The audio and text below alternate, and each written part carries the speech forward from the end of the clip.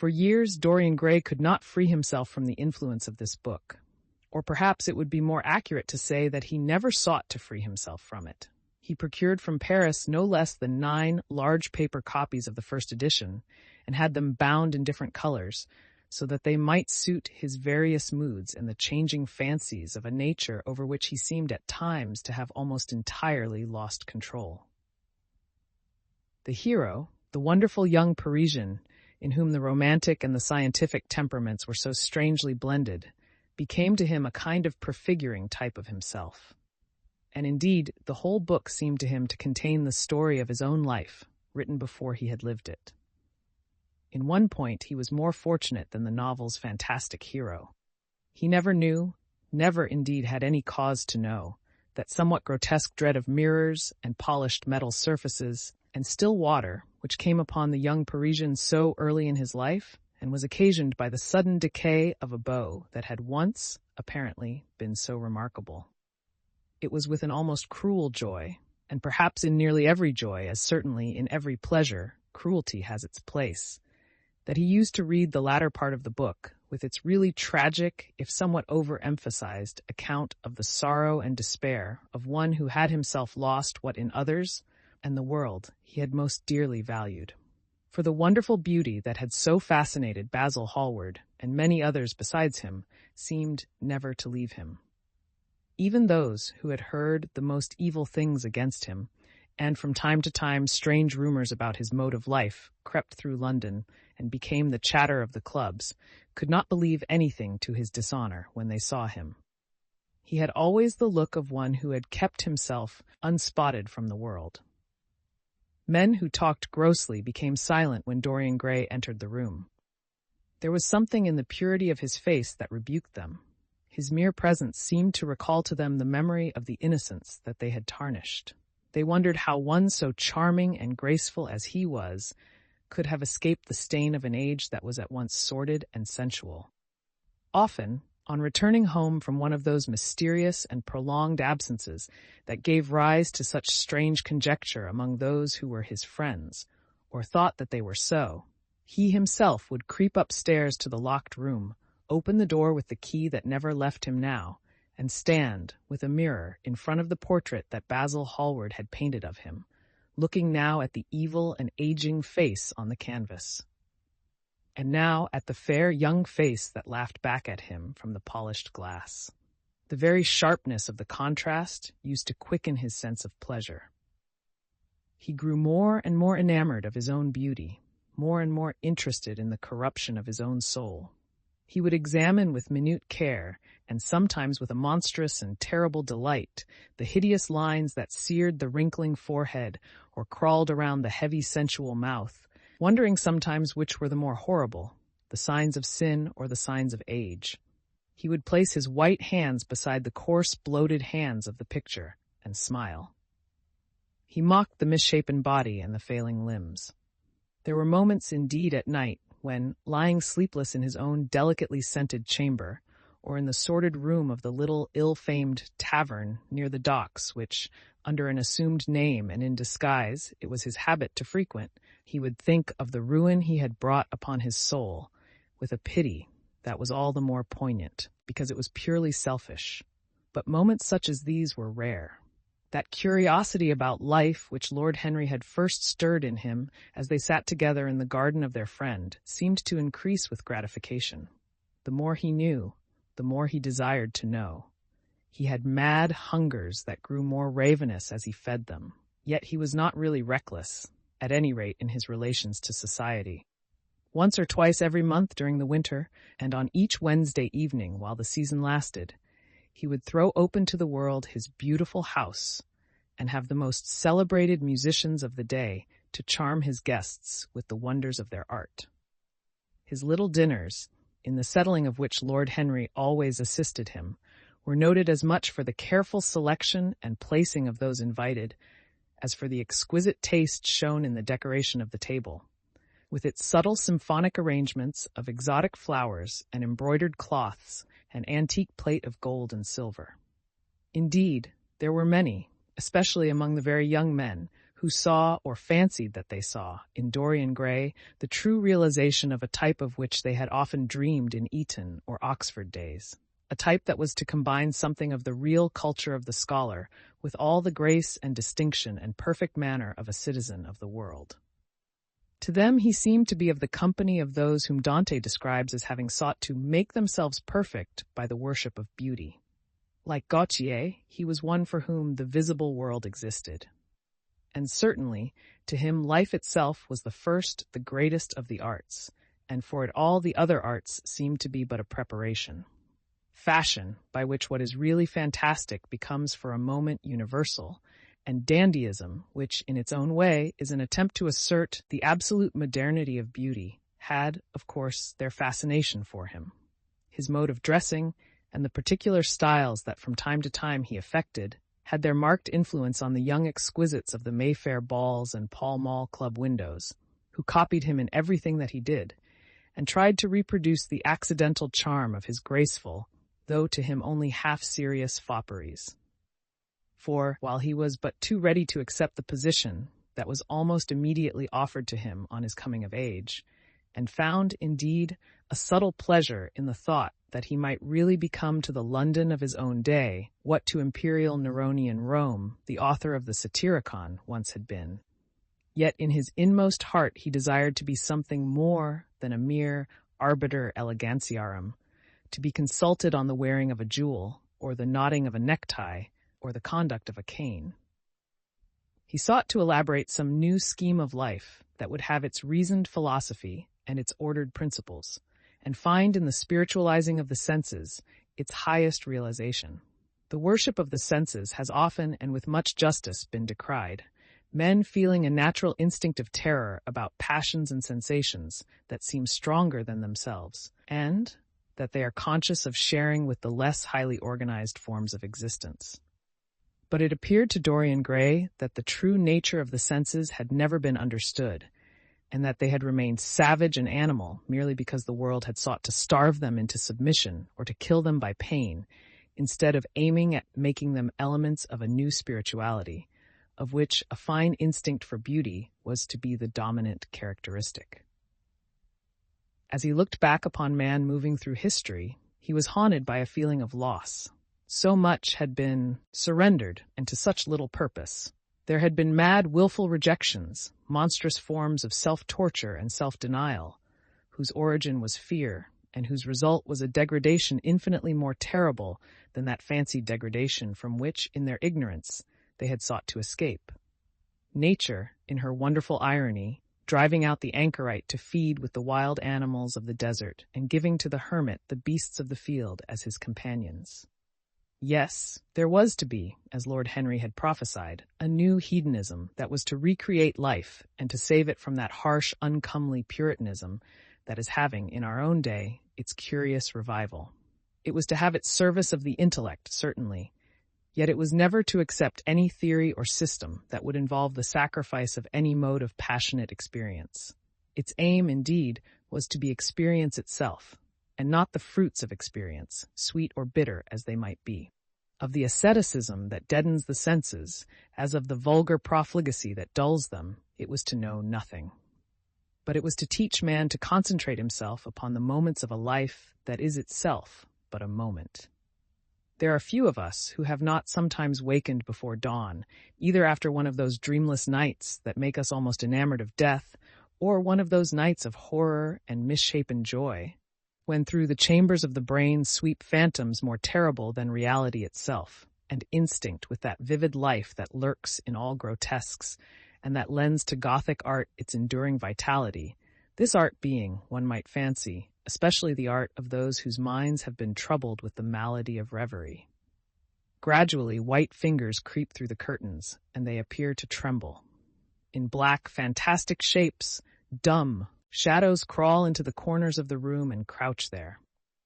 Outside, there is the stirring of birds among the leaves, or the sound of men going forth to their work, or the sigh and sob of the wind coming down from the hills and wandering round the silent house, as though it feared to wake the sleepers, and yet must needs call forth sleep from her purple cave. Veil after veil of thin, dusky gauze is lifted, and by degrees the forms and colors of things are restored to them, and we watch the dawn remaking the world in its antique pattern. The wan mirrors get back their mimic life. The flameless tapers stand where we had left them, and beside them lies the half-cut book that we had been studying, or the wired flower that we had worn at the ball, or the letter that we had been afraid to read, or that we had read too often. Nothing seems to us changed. Out of the unreal shadows of the night comes back the real life that we had known. We have to resume it where we had left off, and there steals over us a terrible sense of the necessity for the continuance of energy in the same wearisome round of stereotyped habits, or a wild longing, it may be, that our eyelids might open some morning upon a world that had been refashioned anew in the darkness for our pleasure. A world in which things would have fresh shapes and colors and be changed or have other secrets, a world in which the past would have little or no place, or survive, at any rate, in no conscious form of obligation or regret, the remembrance even of joy having its bitterness and the memories of pleasure their pain. It was the creation of such worlds as these that seemed to Dorian Gray to be the true object, or amongst the true objects of life. And in his search for sensations that would be at once new and delightful, and possess that element of strangeness that is so essential to romance, he would often adopt certain modes of thought that he knew to be really alien to his nature, abandon himself to their subtle influences, and then, having, as it were, caught their color and satisfied his intellectual curiosity, leave them with that curious indifference that is not incompatible with a real ardor of temperament. And that, indeed, according to certain modern psychologists, is often a condition of it. It was rumored of him once that he was about to join the Roman Catholic communion, and certainly the Roman ritual had always a great attraction for him.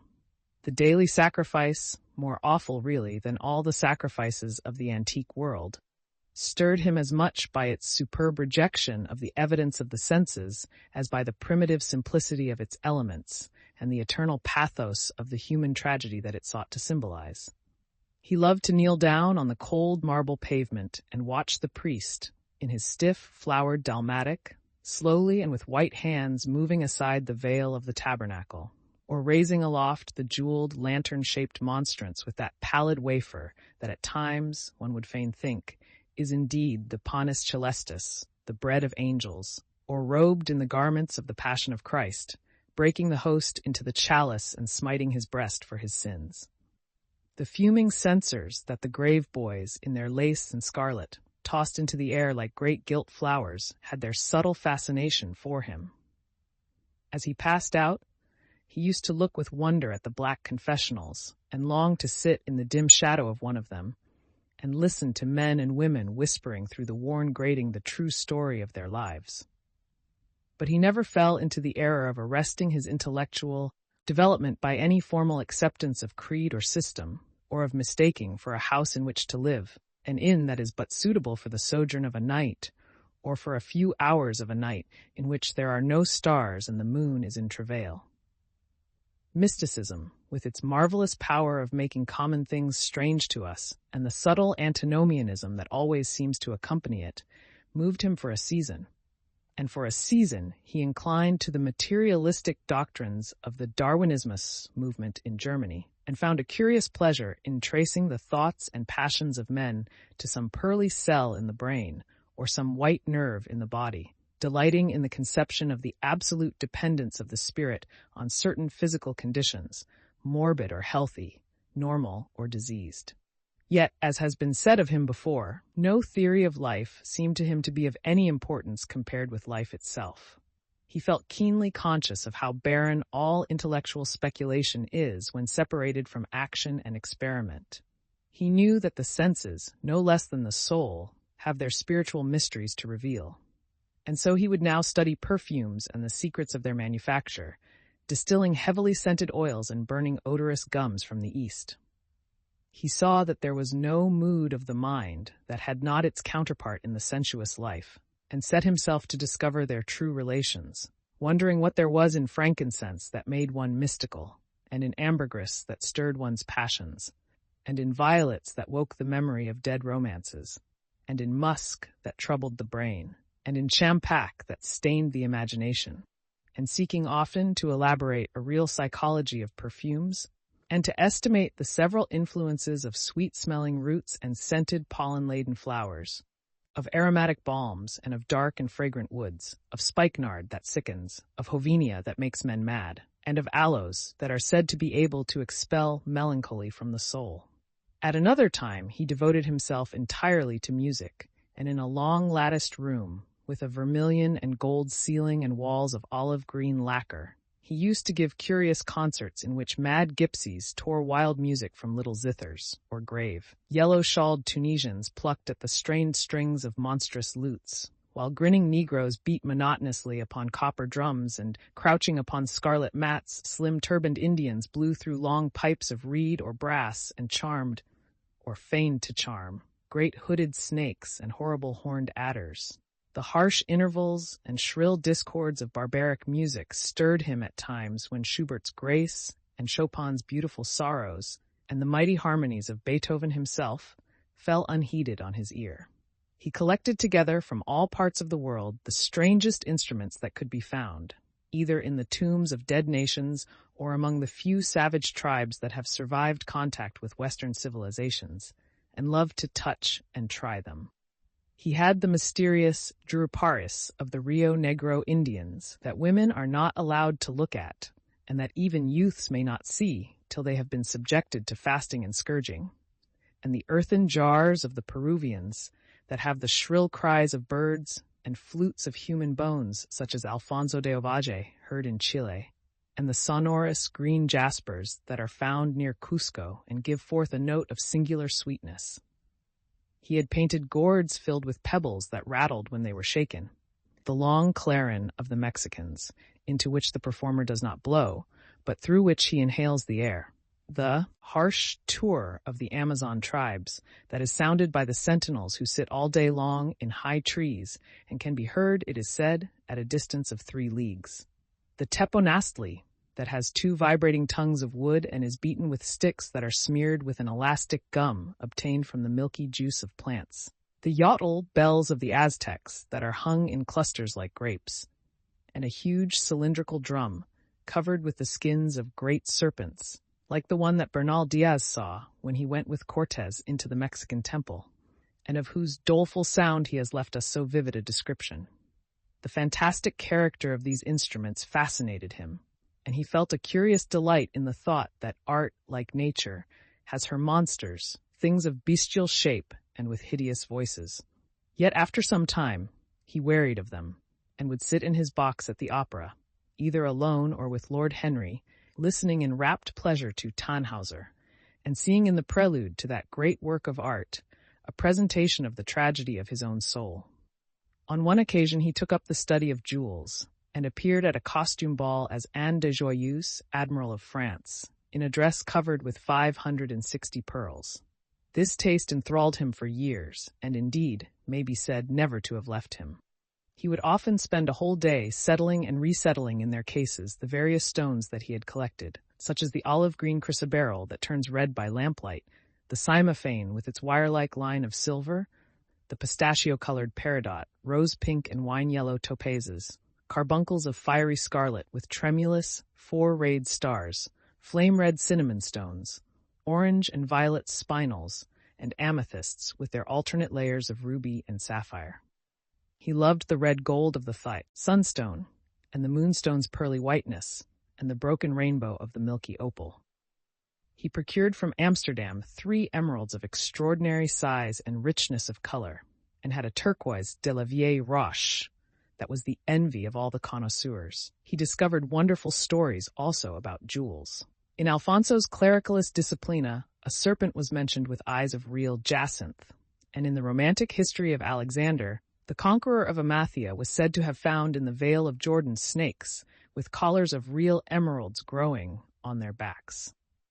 There was a gem in the brain of the dragon, Philostratus told us, and by the exhibition of golden letters and a scarlet robe, the monster could be thrown into a magical sleep and slain. According to the great alchemist, Pierre de Boniface, the diamond rendered a man invisible, and the agate of India made him eloquent. The cornelian appeased anger, and the hyacinth provoked sleep, and the amethyst drove away the fumes of wine. The garnet cast out demons, and the hydropicus deprived the moon of her color. The selenite waxed and waned with the moon, and the meloceus that discovers thieves could be affected only by the blood of kids.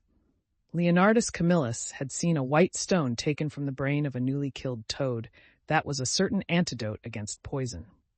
The bezoar, that was found in the heart of the Arabian deer, was a charm that could cure the plague.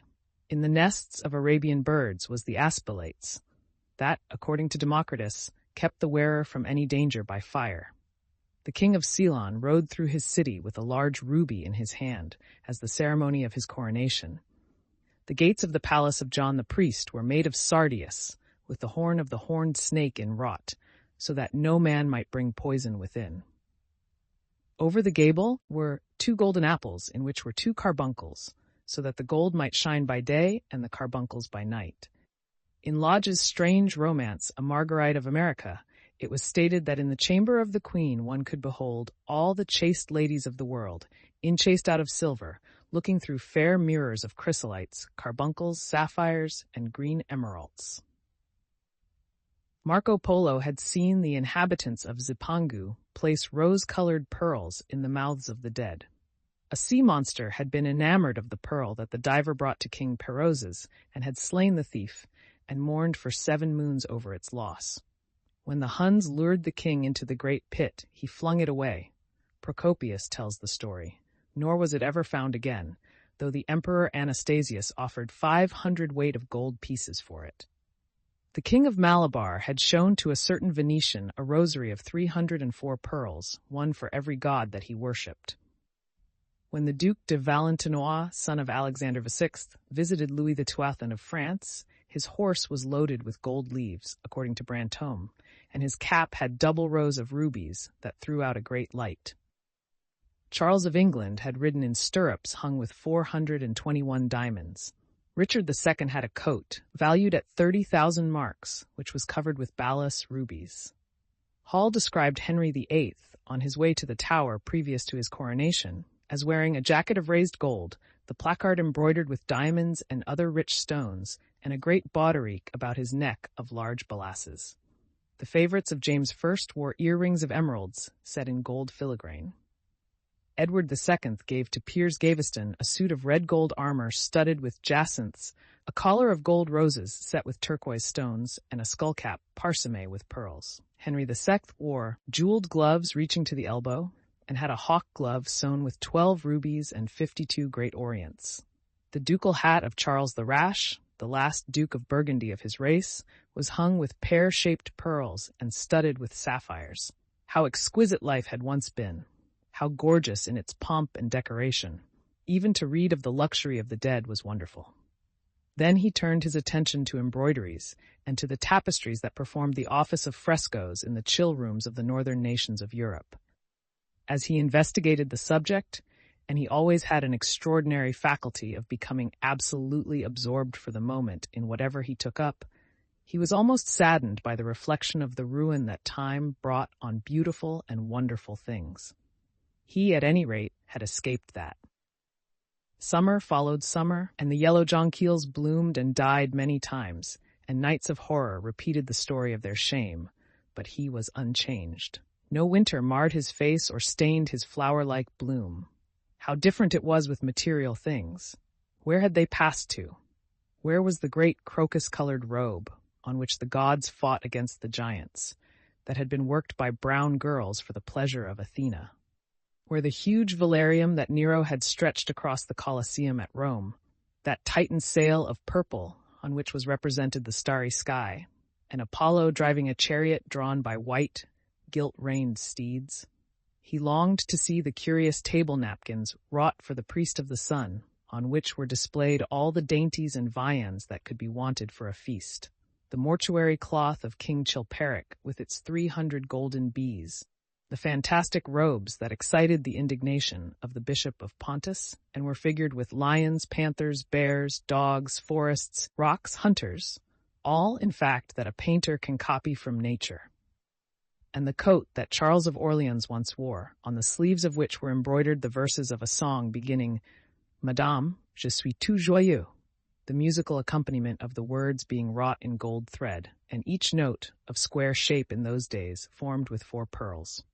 He read of the room that was prepared at the palace at Rheims for the use of Queen Joan of Burgundy, and was decorated with 1,321 parrots, made in broidery, and blazoned with the king's arms, and 561 butterflies, whose wings were similarly ornamented with the arms of the queen, the whole worked in gold.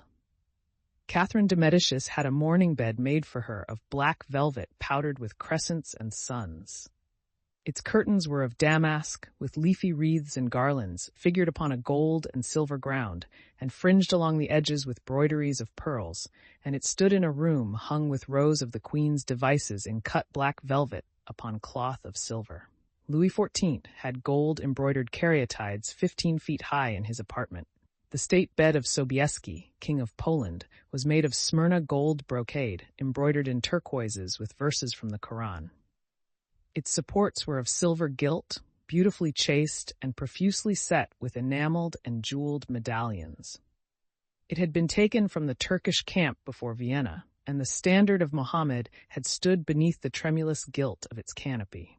And so, for a whole year, he sought to accumulate the most exquisite specimens that he could find of textile and embroidered work, getting the dainty Delhi muslins, finely wrought with gold thread palmates and stitched over with iridescent beetles' wings, the Dhaka gauzes that, from their transparency, are known in the East as woven air and running water and evening dew, strange figured cloths from Java, elaborate yellow Chinese hangings, books bound in tawny satins or fair blue silks and wrought with fleurs de lis, birds and images, veils of lassus worked in Hungary point, Sicilian brocades and stiff Spanish velvets, Georgian work with its gilt coins, and Japanese fukusas with their green-toned golds and their marvelously plumaged birds. He had a special passion, also, for ecclesiastical vestments, as indeed he had for everything connected with the service of the church. In the long cedar chests that lined the west gallery of his house, he had stored away many rare and beautiful specimens of what is really the raiment of the Bride of Christ, who must wear purple and jewels and fine linen, that she may hide the pallid, macerated body that is worn by the suffering that she seeks for and wounded by self-inflicted pain.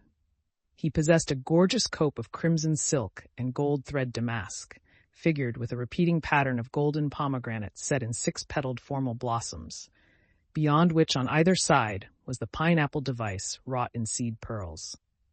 The orphreys were divided into panels representing scenes from the life of the Virgin, and the coronation of the Virgin was figured in colored silks upon the hood. This was Italian work of the 15th century. Another cope was of green velvet, embroidered with heart-shaped groups of acanthus leaves, from which spread long-stemmed white blossoms, the details of which were picked out with silver thread and colored crystals. The Morse bore a seraph's head in gold thread-raised work. The orphreys were woven in a diaper of red and gold silk, and were starred with medallions of many saints and martyrs, among whom was Saint Sebastian. He had chasubles also, of amber-colored silk, and blue silk and gold brocade, and yellow silk damask and cloth of gold, figured with representations of the Passion and Crucifixion of Christ, and embroidered with lions and peacocks and other emblems. Dalmatics of white satin and pink silk damask, decorated with tulips and dolphins and fleur-de-lis, altar frontals of crimson velvet and blue linen, and many corporals, chalice veils, and sudaria. In the mystic offices to which such things were put, there was something that quickened his imagination. For these treasures, and everything that he collected in his lovely house, were to be to him means of forgetfulness, modes by which he could escape, for a season, from the fear that seemed to him at times to be almost too great to be borne. Upon the walls of the lonely, locked room where he had spent so much of his boyhood, he had hung with his own hands the terrible portrait whose changing features showed him the real degradation of his life, and in front of it had draped the purple and gold pall as a curtain.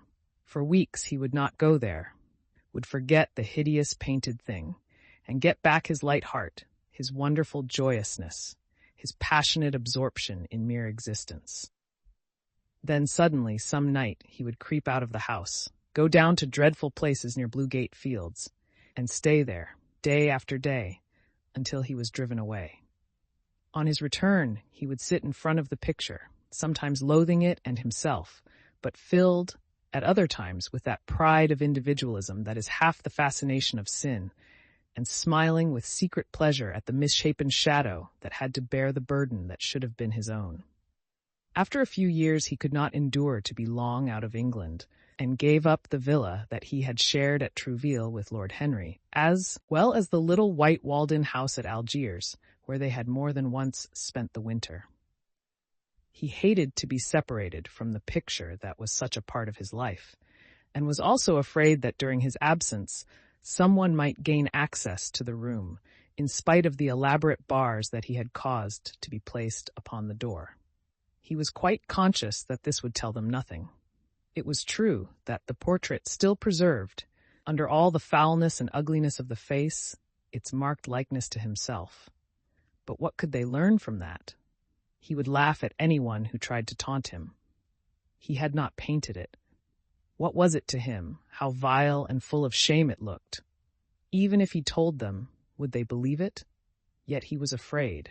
Sometimes when he was down at his great house in Nottinghamshire, entertaining the fashionable young men of his own rank who were his chief companions, and astounding the county by the wanton luxury and gorgeous splendor of his mode of life, he would suddenly leave his guests and rush back to town to see that the door had not been tampered with, and that the picture was still there. What if it should be stolen? The mere thought made him cold with horror. Surely the world would know his secret then. Perhaps the world already suspected it, for while he fascinated many, there were not a few who distrusted him. He was very nearly blackballed at a West End club, of which his birth and social position fully entitled him to become a member, and it was said that on one occasion, when he was brought by a friend into the smoking room of the Churchill, the Duke of Berwick and another gentleman got up in a marked manner and went out. Curious stories became current about him after he had passed his 25th year. It was rumored that he had been seen brawling with foreign sailors in a low den in the distant parts of Whitechapel, and that he consorted with thieves and coiners and knew the mysteries of their trade. His extraordinary absences became notorious, and, when he used to reappear again in society, men would whisper to each other in corners, or pass him with a sneer, or look at him with cold, searching eyes, as though they were determined to discover his secret. Of such insolences and attempted slights he, of course, took no notice, and in the opinion of most people, his frank, debonair manner, his charming boyish smile, and the infinite grace of that wonderful youth that seemed never to leave him, were in themselves a sufficient answer to the calumnies, for so they termed them, that were circulated about him. It was remarked, however, that some of those who had been most intimate with him appeared, after a time, to shun him. Women who had wildly adored him, and for his sake had braved all social censure and set convention at defiance, were seen to grow pallid with shame or horror if Dorian Gray entered the room. Yet these whispered scandals only increased in the eyes of many his strange and dangerous charm. His great wealth was a certain element of security.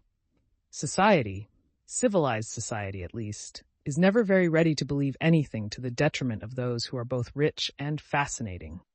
It feels instinctively that manners are of more importance than morals, and, in its opinion, the highest respectability is of much less value than the possession of a good chef. And after all, it is a very poor consolation to be told that the man who has given one a bad dinner or poor wine is irreproachable in his private life. Even the cardinal virtues cannot atone for half-cold entrees, as Lord Henry remarked once in a discussion on the subject, and there is possibly a good deal to be said for his view. For the canons of good society are, or should be, the same as the canons of art. Form is absolutely essential to it. It should have the dignity of a ceremony, as well as its unreality, and should combine the insincere character of a romantic play with the wit and beauty that make such plays delightful to us. Is insincerity such a terrible thing?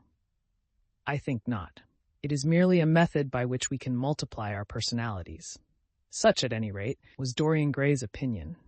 He used to wonder at the shallow psychology of those who conceive the ego in man as a thing simple, permanent, reliable, and of one essence. To him, man was a being with myriad lives and myriad sensations, a complex multiform creature that bore within itself strange legacies of thought and passion, and whose very flesh was tainted with the monstrous maladies of the dead. He loved to stroll through the gaunt, cold picture gallery of his country house and look at the various portraits of those whose blood flowed in his veins.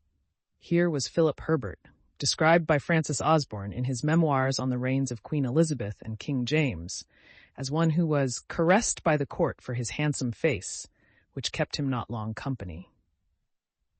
Was it young Herbert's life that he sometimes led? Had some strange poisonous germ crept from body to body till it had reached his own? Was it some dim sense of that ruined grace that had made him so suddenly and almost without cause give utterance in Basil Hallward's studio to the mad prayer that had so changed his life? Here, in gold-embroidered red doublet, jeweled surcoat, and gilt-edged ruff and wristbands stood Sir Anthony Sherard with his silver and black armor piled at his feet.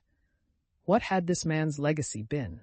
Had the lover of Giovanna of Naples bequeathed him some inheritance of sin and shame? Were his own actions merely the dreams that the dead man had not dared to realize?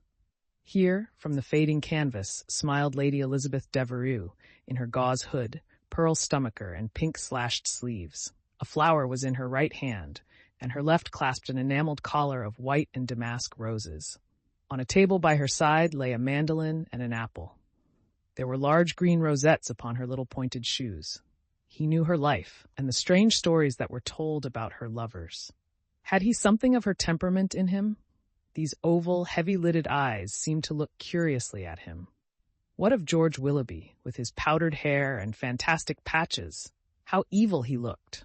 The face was saturnine and swarthy, and the sensual lips seemed to be twisted with disdain. Delicate lace ruffles fell over the lean yellow hands that were so overladen with rings. He had been a macaroni of the 18th century, and the friend in his youth of Lord Ferrars. What of the second Lord Beckenham, the companion of the Prince Regent in his wildest days, and one of the witnesses at the secret marriage with Mrs. Fitzherbert?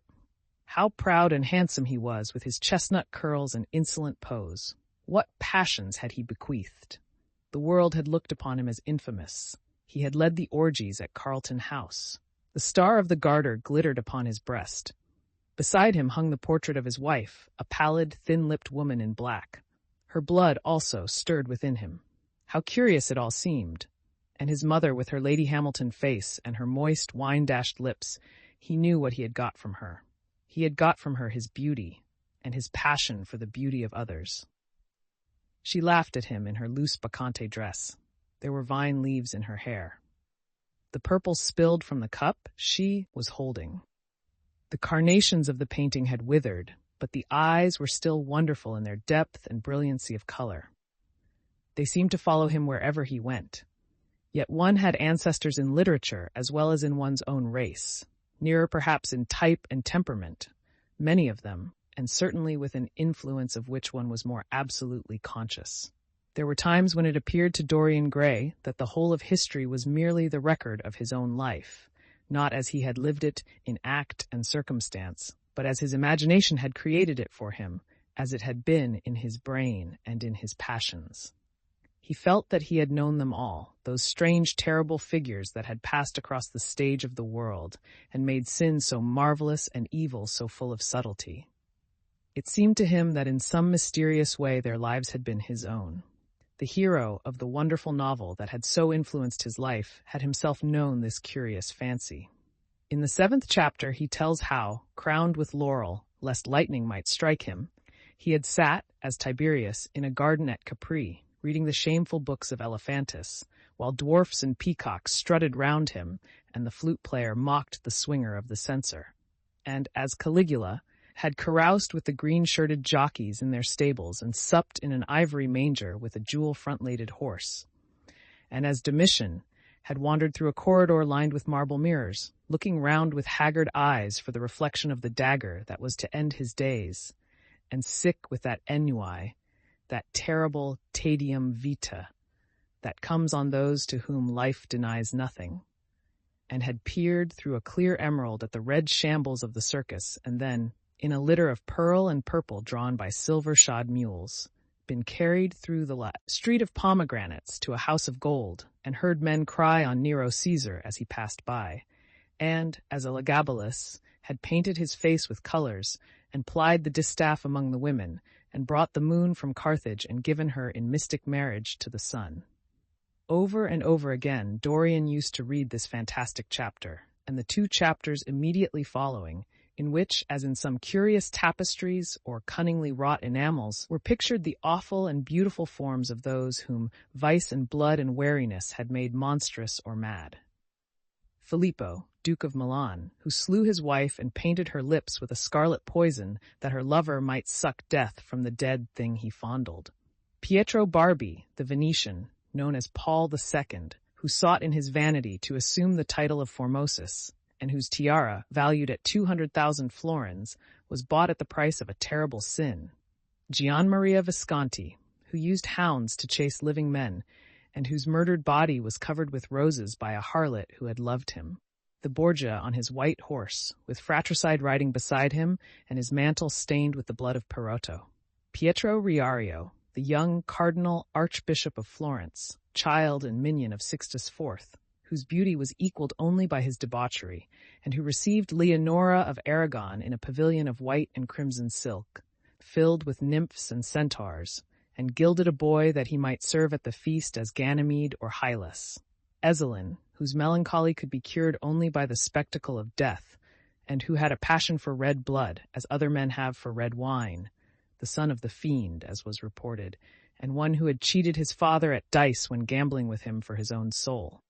Giambattista Cibo, who in mockery took the name of Innocent, and into whose torpid veins the blood of 3 lads was infused by a Jewish doctor. Sigismondo Malatesta, the lover of Asada and the lord of Rimini, whose effigy was burned at Rome as the enemy of God and man, who strangled Polissena with a napkin, and gave poison to Ginevra d'Este in a cup of emerald, and in honor of a shameful passion built a pagan church for Christian worship. Charles VI, who had so wildly adored his brother's wife that a leper had warned him of the insanity that was coming on him, and who, when his brain had sickened and grown strange, could only be soothed by Saracen cards painted with the images of love and death and madness. In his trimmed jerkin and jeweled cap and acanthus-like curls, Griffonetto Baglioni, who slew Astore with his bride and Simonetta with his page, and whose comeliness was such that, as he lay dying in the yellow piazza of Perugia, those who had hated him could not choose but weep, and Atalanta, who had cursed him, blessed him. There was a horrible fascination in them all. He saw them at night, and they troubled his imagination in the day. The Renaissance knew of strange manners of poisoning by a helmet and a lighted torch, by an embroidered glove and a jeweled fan, by a gilded pomander and by an amber chain. Dorian Gray had been poisoned by a book. There were moments when he looked on evil simply as a mode through which he could realize his conception of the beautiful.